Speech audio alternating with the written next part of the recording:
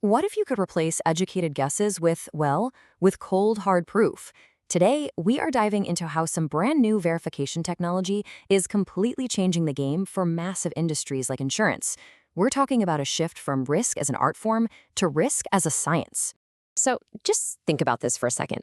How does your insurance company actually know your health risks?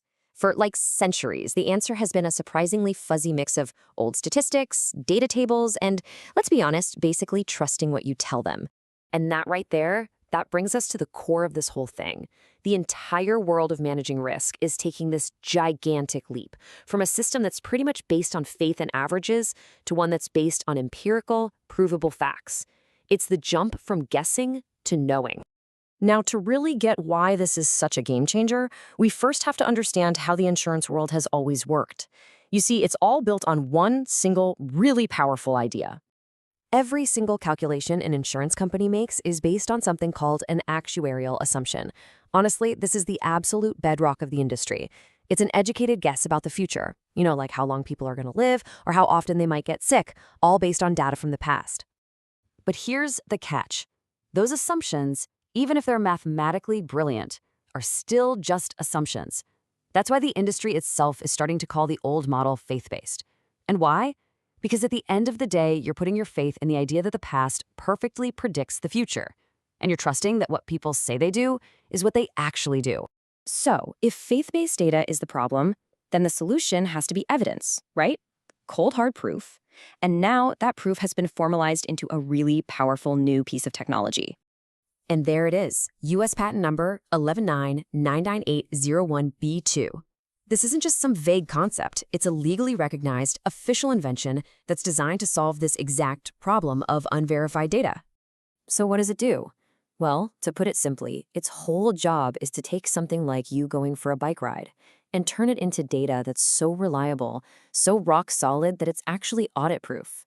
This is how you move from faith to fact. Okay, so that sounds great in theory, but how does this thing actually work? I mean, how do you make data about what a person does truly bulletproof? The whole system is built on this super rigorous 5-step process called VDAT. It's like a gauntlet for data. It kicks off with verification of you and your gear, then inspection, a physical check, then a demonstration of the activity itself, then an analysis of all the data to spot anything weird, and finally, testing against known patterns. If a piece of data fails even one of these steps, boom, it's rejected. But the real secret sauce, the core innovation here, is what's called a physical to digital handshake. See, this isn't just software. A physical RFID tag, maybe one embedded in your bike wheel, has to physically pass a secure sensor gate. That's how it proves that a specific bike belonging to a specific person actually made that trip. And that is the night and day difference between this and, say, the fitness app on your phone. Those apps are trust-based. They just use your phone's GPS, which, let's be real, is pretty easy to fool. You could drive your car slowly or just sit on the couch and shake your phone. The VDOT system, though, it needs that physical, hardware-level proof. No way around it.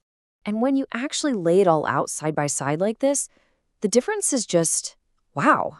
It becomes crystal clear. Look at the integrity logic. We're moving from just assuming the user is honest to physically verifying it. And the output? It's not just some points in a game. It's a verified health asset, something a real institution can actually put on its balance sheet. So you see, we're not just talking about a cool new app here. This kind of audit-grade data has the power to literally rewrite the official rulebook for the people who calculate risk for a living, the actuaries. And these are the folks who write those rules. This is the Actuarial Standards Board, the ASB. They create what are called the Actuarial Standards of Practice, or ASOPs. That's the professional Bible for every actuary out there. If you want to change how the insurance industry works, you have to play by their rules and speak their language. Now, one of the most important concepts in their rulebook is something called the assumption universe. The easiest way to think about it is like an actuary's toolbox. It's the collection of all the reasonable data and options they're allowed to use to make those critical actuarial assumptions we talked about. For decades, that toolbox was, well, pretty limited. It had things like old mortality tables and maybe some internal company data. But this new technology adds a brand new, incredibly powerful tool to the kit: verified real-time behavioral data. It fundamentally expands what an actuary can even consider when they're making their calculations. And adding that new tool has a huge ripple effect on one of the most critical numbers in the entire business, the actual to expected ratio, or AE ratio. It's a really simple idea. How did realities stack up against our predictions? The math itself is actually pretty simple. You take the number of events that actually happened, like insurance claims, and you divide it by the number of events you expected to happen. A perfect score is 1. If the number is higher than 1, that's bad. Lower, that's really, really good. And here is the absolute game changer. Traditionally, that actual data is a lagging indicator. You only know about claims after they happen. But this technology creates a lead indicator model. Because you're seeing a constant, real-time stream of verified healthy actions, you can confidently predict that future claims are going to be lower. It lets you adjust the expected number down before anything bad ever happens. Now, this isn't just some interesting math problem.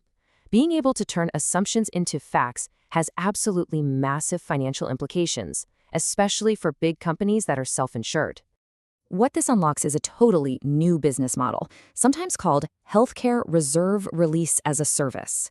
It sounds complicated, but the idea is simple. Big companies are legally required to keep enormous amounts of cash locked away just in case for future healthcare costs.